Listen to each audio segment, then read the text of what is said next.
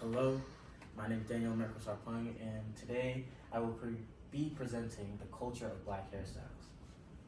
Okay, let's start with an overview.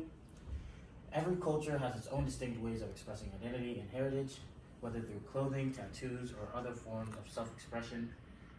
While many of these methods are widely recognized, this presentation will focus on a unique and often overlooked form of cultural expression, and that is hair. Specifically, it will explore the diverse hairstyles among African and African American men and the meanings they carry. The hairstyles we'll be going over today are waves, twists or braids, cornrows, dreadlocks, and then the afro. First, let's go over the afro. It's a very simple hairstyle. All you do is just grow out your hair, and due to the unique nature of Black hair, the coiliness packs them together and allows them to stand up, growing poofiness, not allowing the hair to fall down. And it was used as an empowering symbol for the civil rights movement in America in the 1920s. Obviously, you can't trace the origin of the afro back to any specific culture. It's just a hairstyle you have that allows the afro to grow.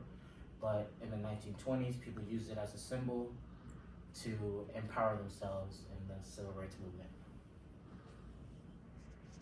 Next, let's talk about waves. Waves is a style in which the curly hair of African Americans is flattened to make their hair resemble ripples in the water. So it's just really simple. Your hair's a little short. You'll keep brushing it, use some products, and then it'll keep it down. The curliness will keep it down, and it'll look like waves, hence the name. It originated from the ancient Egyptians according to hieroglyphics, and this hairstyle became popularized due to systemic racism. Especially in America, many Black people tried to seem white so that they were more favored in the eyes of the people that were being racist towards them, and that hairstyle made it seem like their hair was less, Black. But now it's used as a symbol for Black empowerment, and it just shows the uniqueness of the African American hairstyles. Next, we will go over twists or braids. This hairstyle is when the hair is grown out like the afro, and then somebody braids the hair together, and it allows the hair to drop down. It's known as a protective style, and that is a style that promotes hair growth, and it also reduces breakage in the hair so that your hair is able to grow longer. Something unique to this, or many hairstyles have this, but there are many sub-styles of this, such as 3-strand twist and barrel twist, 2-strand, there are many, and it just adds more uniqueness to the style. There's so much culture behind twisting and braiding your hair. It was seen as a mark of status in earlier African American civilizations, so the more rich you were, the more options you had, you would braid your hair to show that you have all these options, you have this status. And it originated in Africa, though we don't know which country specifically. Through paintings, we're able to figure that out. Next, we have cornrows. Cornrows are created using an underhand upward motion to braid 3 strands of hair together. It allows the afro to be condensed nice down into a sleek look. And something that is very cool about the style is that the braider is able to make geometric designs in the hair, which adds to the culture of the hair here. It dates far back as 3000 BC, particularly in the Horn and west coast of Africa.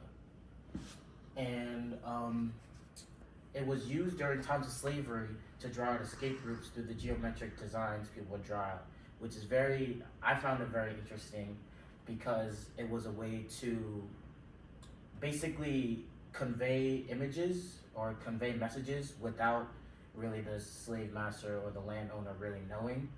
And it just brings the community together in a way, being able to bond and work work together through a simple thing, through just hair. Next and finally, we have dreadlocks. Dreadlocks are often associated with spiritual aspects of cultures. This is also a protective style, and it's more commonly referred to in the black community as locks or dreads. And something unique about this is that really anybody of any race could have these.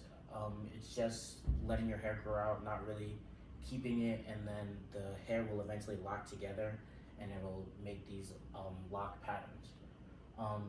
It's often associated with spiritual aspects of cultures, as we discussed with the first point, and it is popular in African Americans and are used in more recent culture as a form of rebellion.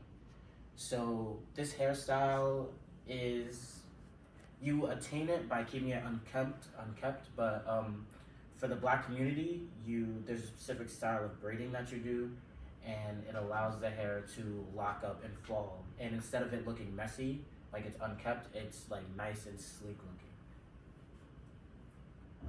And now for this conclusion, hair for black people is more than just hair.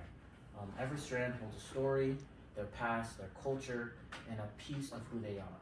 It brings the community together and allows us to bond with one another. Through the styles we wear and the rituals we uphold, our hair becomes a symbol of pride and resilience, an expression of identity that transcends generations.